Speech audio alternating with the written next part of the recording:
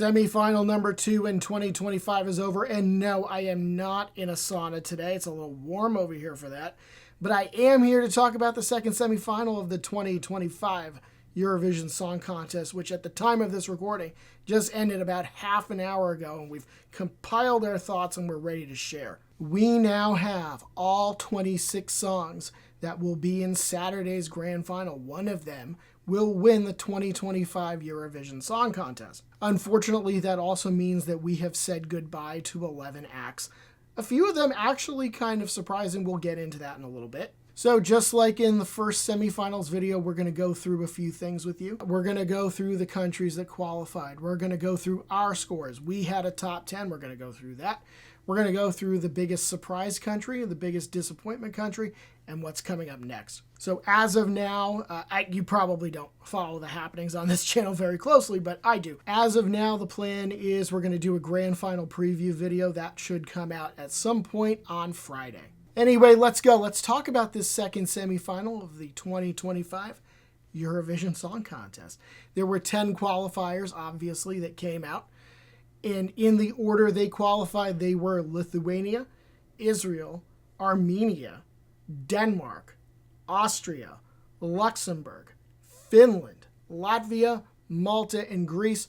That Danish result, that's important because Denmark has not made it to the grand final since 2019. So since COVID, they had not qualified, but that streak is over for them. Good for them.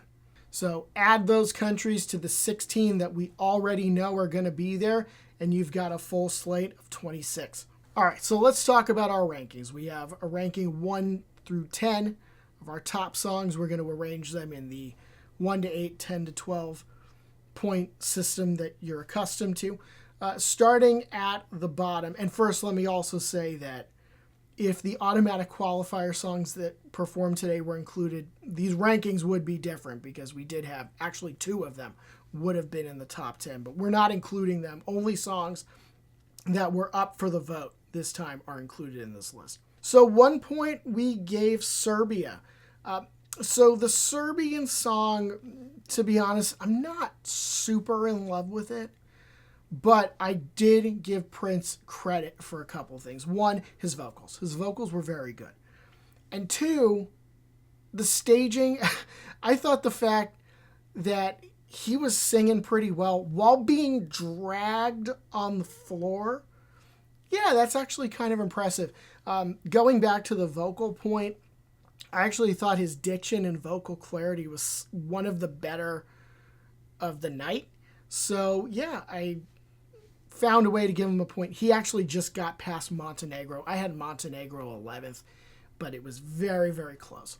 2 points, I had Denmark. There were times at which I thought the clarity of the vocals were a little off, but I gave all of the acts a little bit of leeway on that because, you know, we saw just how bad, at least on the U.S. broadcast, how bad the audio quality was. So I gave a little bit of grace there.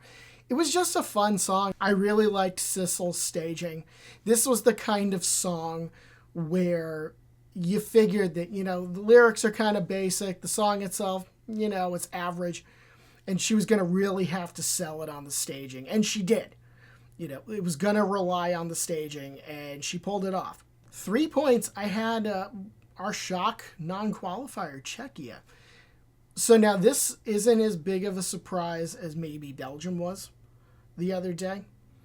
But I think a lot of people did expect Czechia to make it. They did not. We had them at 3 points, so we had them ranked 8th in this semifinal. Here's the thing with Czechia.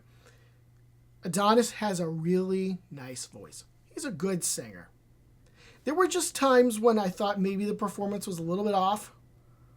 Maybe the staging wasn't connecting with me personally. I can't speak to how people out there felt, but I wasn't connecting to it quite the way I thought I would. And this particular song, there were people reporting from Basel who were perhaps raising some concerns over the course of the past week that maybe this wasn't going to do as well as people thought. So, you know, I thought it was okay. I thought it was good enough to qualify, but it is a shock non-qualifier, but I guess to an extent I can kind of see why it suffered the fate that it did. 4 points, I had Latvia. Latvia was not one that I really had on my radar. I thought it was a very pretty song coming out of national final season. I think during the performance on Thursday night, I called it enchanting, because it is. Lyrically, it's not a very strong song. It's basically the same lyrics being repeated over and over again. They're summoning the gods of the forest, gods of something, whatever. But the way they presented it, the way it was staged, it was very, very enchanting. The harmonizing was beautiful. And I kind of couldn't take my eyes off of it. So, yeah, I gave Latvia their credit here. 4 points, and they got through, so good for them. Now, 5 points. My poor Gojo. Australia, Milkshake, man. You could just see in the course of Eurovision pre-party season and coming up to the contest, just how much he genuinely enjoyed being in Basel, connecting with the other artists, just being himself, being his quirky self. So, on a personal level, I feel really sorry for him that he didn't qualify. I actually thought the performance was pretty good. The song, it was supposed to be stupid and you weren't supposed to take it seriously, but I actually thought the staging was very inventive. At first, doing that whole thing where they're presenting it kind of like a TV ad, pick up the phone, 1999, buy now, that sort of thing. I actually thought the staging was very creative, and I thought he deserved a better result. I gave him 5 points. Unfortunately, he didn't make it. 6 points. I gave Malta. She's serving.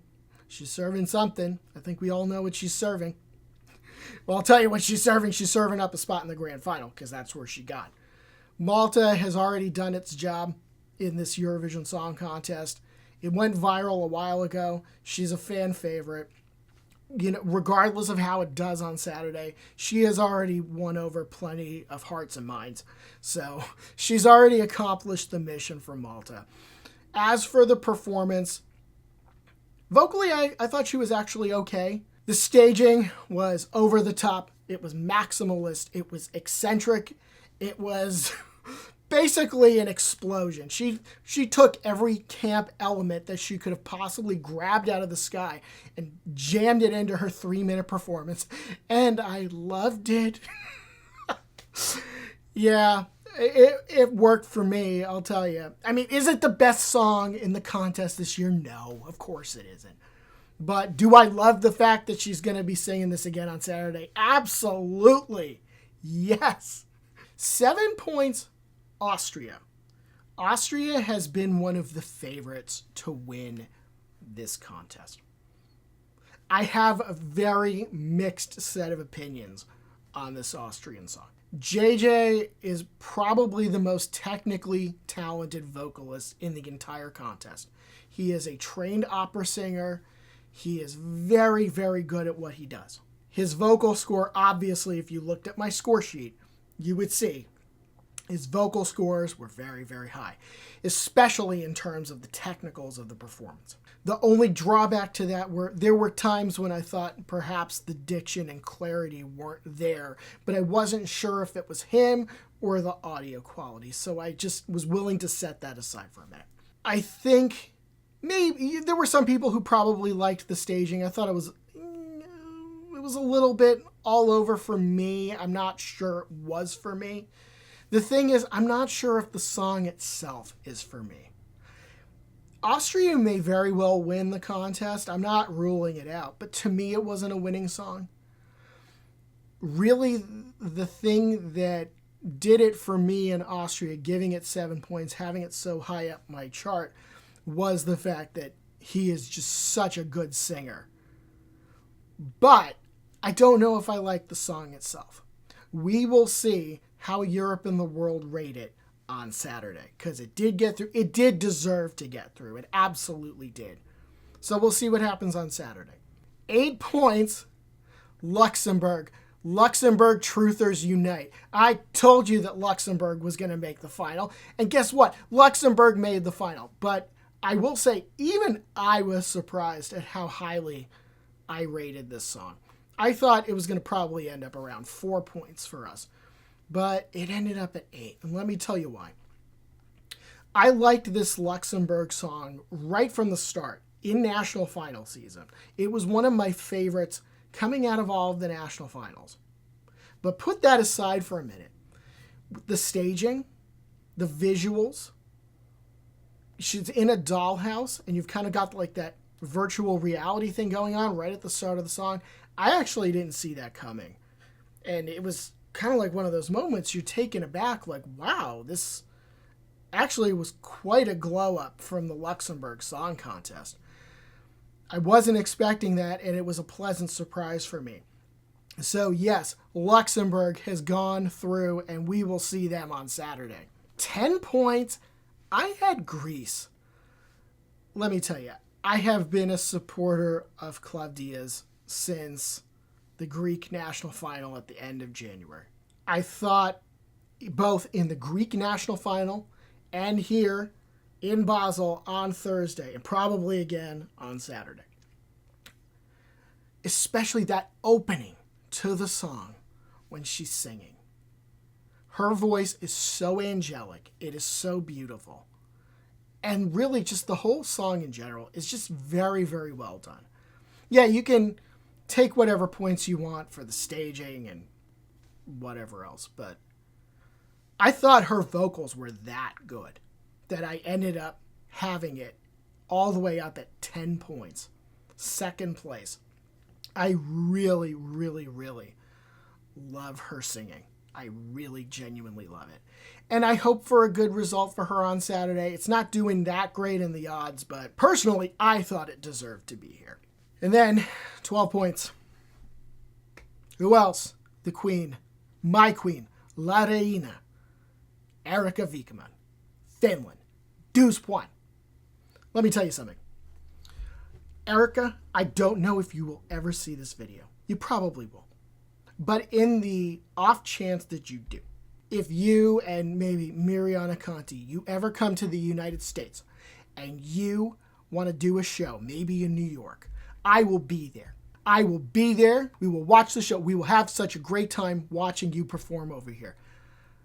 I love this woman. I'm not ashamed to say it. I love Erika Viikman. That performance was good enough to win the whole contest.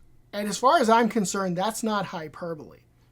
As I record this right now, she's 5th in the odds. Sweden, in terms of percentage, is much higher. Even Austria is much higher. But when you watch a Eurovision Song Contest, there are certain songs that you can picture being performed at the end, as in a winner's reprise after the points are announced, after the trophy has been given out. There are certain songs that you can picture in that scenario. Last year, for me, those two songs were Italy and Switzerland. This year, for me, those songs are Sweden and Finland. Those are the two songs I can picture being performed at the end. Now, that is not to say that there aren't other good and very qualified songs in this contest that are going to be performed in that grand final. There is a lot of talent that's going to be in that grand final.